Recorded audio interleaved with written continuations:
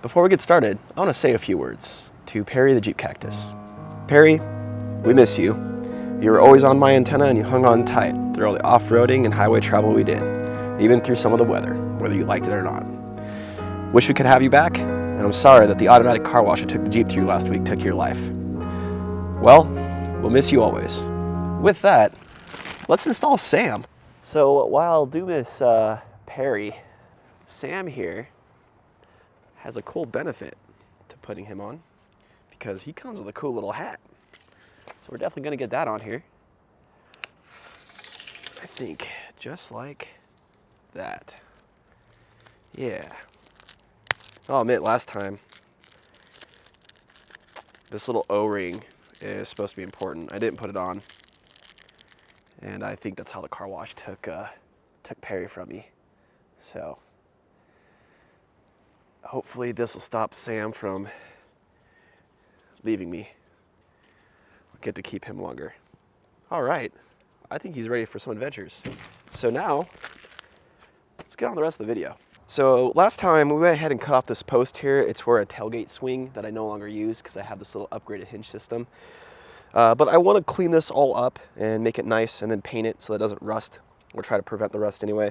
And then I want to go ahead and I want to remove all the bracketry off the roof rack. And I'm just going to show you how heavy it is, how much of a pain in the butt it is, which is why I went to this quick fist system, which we're still testing out for longevity and see how long it lasts. I'm not quite sure, but I do want to pull those off because I want the weight gone. Every pound is going to count when it comes to overlanding in a Jeep. So we're going to remove all that, and then I'm going to show you a tool update on something that I did and or kind of undid rather. So let's get into it.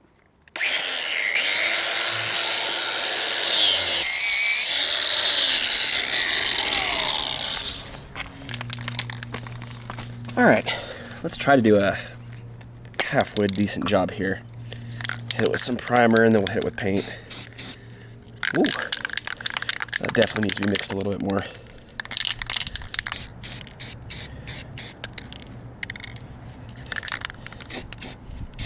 I'm glad that the primer I got is black, just like the paint, so I can definitely tell where I've painted.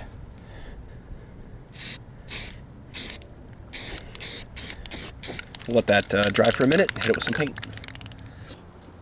Okay, so we're up here on the roof rack now, or you are, I guess. And let's go ahead and take off all these clamps and just get rid of all the excess junk that we don't need.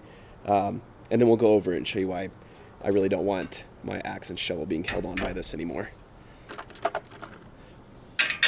First, we gotta get them off. There we are.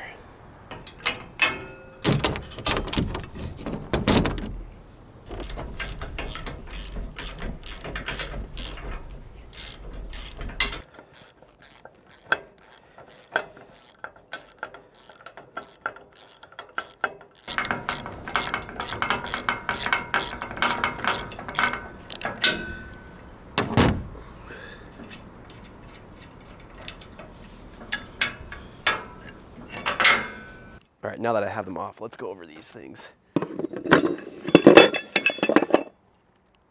Honestly, I bet you there's probably 30 to 40 pounds of steel here. And that doesn't sound like a lot to a vehicle, but I don't know, when you're overlanding in a Jeep, everything counts. So I'm glad this is actually coming off. So first, let's take a look at the axe and shovel mount. This design is so heavy, it's not breaking. Not anytime soon will you break this off. And actually, you can hang on it and everything. Whatever you put in here is not coming off. They're really solid. The problem becomes taking things off. If you have an axe here and a shovel here, to get to the shovel, you have to undo both of these, which means you're undoing all these wing nuts. And if you have anything that's got any sort of curve in the handle or a handle on the end, like a D shape and a shovel or something, you're not getting these out without taking them completely off. A lot of the times what I was able to do, I actually have a nut down here because what I would do to get my axe out is I would just undo this one like to there, and then I'd be able to slip the axe out. But when it came to the shovel, I had to back these all the way completely out and do that twice. So you're doing that for both of these. And it takes too long, it's a pain. I'm not in a rush when I camp, but the problem with these are, like, if you're smaller, like my wife, trying to jump up and undo all this stuff and then have an axe come down and everything, it's just not worth it. And they're kind of expensive, but I will say they are built really well. You're definitely getting your money out of the hardware. It's just a shame that the design is not super great. These guys right here, when I run a rooftop tent, some of you may know that. Essentially what you do is it's kind of funny. You could have made these actually. I could have if I would have had my welder and stuff with me, but essentially what you do is you clamp this around like the upper bars on your roof rack, and then a yarmulke or a Tully tube goes through here, and you clamp it down, and that's what your roof rack rides on. These are not as heavy, but again, you put these all together and there's at least 30 or 40 pounds sitting here, so I'm glad to have all that gone. Because again, what we're doing now is we're lightening our load on the Jeep, and there's just no reason for me to have all this. I want things more simple. So with that, I'm glad it's off. We've taken a look at it. I want to show you one last thing. It's kind of a tool update, and then that'll be it. All right, it's actually getting kind of gray out here and a little dark. It might snow or rain or I don't know, something. Anyway, why we're back here is because some of you who follow the channel for a little while will know that I had a Tuffy tool drawer back here. It's a full underlength tool drawer.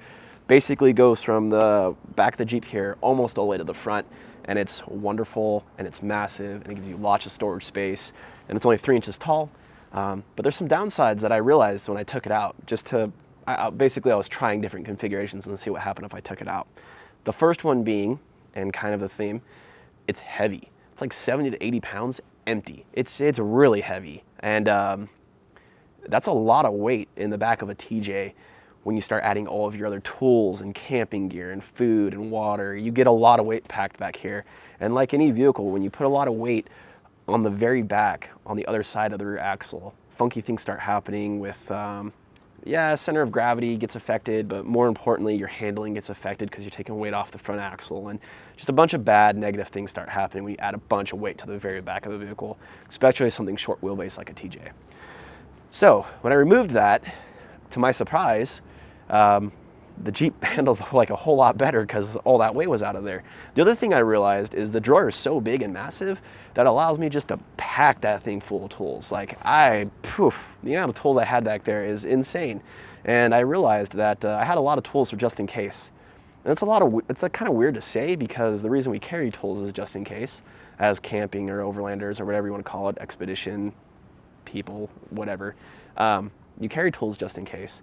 The problem with some of the tools I was carrying is those situations where I would need that, I probably would not be repairing it out there alone anyway. For example, a torque wrench. Torque wrench is really nice to tighten down lug nuts to get the exact torque and all that stuff, but I don't really need it. If there is something that's actually so serious where I really have to have a torque wrench, I'm probably not gonna be able to fix it out there. I mean, like, I'm not gonna be tearing apart an engine and rebuilding it out there on my own. If it's that serious, it's getting towed to the road, or I'm gonna do whatever I can to get it to the road, and then I'll figure out how to get it home from there to repair it. There's no point. The other thing is with those kind of tools is that I do a lot of maintenance on this vehicle, so I really know its issues, I know its problem areas, I know it needs to be worked on, and I know when a problem is coming up that needs to be fixed before we can go somewhere. And I'm generally really good about doing that, making sure that it's really a well-running vehicle. If you're not that kind of person, you probably do need to carry a lot of tools. But because I am, and I know all those issues, and I've had the vehicle for such a long time, I'm very confident in not carrying a lot of tools with me. I still carry tools, don't get me wrong. I'm just not gonna carry all those crazy unique tools that you need for very specific things that might break. I just don't need them. And I know what my vehicle is capable of, and I know its weak points. So there's that. That also removes a lot of weight. Now, the other issue, it's kind of twofold. It's the dimensions of the box. Essentially in a TJ, you have a rear floor pan where your feet would sit if you were sitting in the back, and then it steps up to the actual floor of the Jeep. Well, when you add this drawer, it's actually about 6 to 7 inches, I want to say, short of the very edge of where your feet would go down into the floor pan. And so because of that, you get the stair step where your feet would go here, and then it stair steps up and then up again on top of the drawer. And so you're missing a good 6 inches of space back there that you can't do anything with. And it's not that I need more space to store stuff, but I like the space to organize. Example, behind this fridge, I can now put my water container back there and route a hose up. Before I could not do that because that stair step wasn't conducive for the container to sit there and me to strap it down. Now I can, and you can lean the rear seat back or the passenger seat back, which is super nice. Couldn't do that before. So taking that out has just given me space for more organization ideas, which is going to be fantastic. And that's kind of the whole theme we're going for here, as I've been mentioning. We're going to drop weight and we're going to change out gear for lighter weight and more functional gear, because there's a lot of gear in here, or was, we've removed a lot of it already, that we simply didn't use or that got in the way. And so we're switching all that out, taking all that stuff out, and that's what we're going to do. I'm going to bring you guys along through that whole process, and when we change a piece of gear out, show you, tell you why, and then eventually when we get this whole done, we'll go out, we'll do a small camping trip or overland trip and test it all. And really, I think the key to a good camping or overland system is to actually test it more than once. You need a good few trips in different situations to figure out if the gear works for you or not, and if your organization system works for you or not. And I'm learning that. This is a learning process for me. So we're going to do all that, and those are in future videos. We're going to take it in steps, because there's a lot of stuff we're doing to really hone this system out for us and really make it more enjoyable than it has been. Anyway, so I think that's enough rambling on. I don't think you guys want to hear me anymore. With that though, stay tuned for the next videos, and I'm telling you, the system's going to get really interesting for a TJ. I'm really excited just to have it for me, but I'm also excited to share it. So with that, thank you for watching. We'll see you in the next video. That roof rack looks so much more clean with all that stuff on it. I really like the way it looks now, without all those things hanging off the side. Plus, Sam looks pretty good there in the background too. I think he matches the Jeep with his little hat.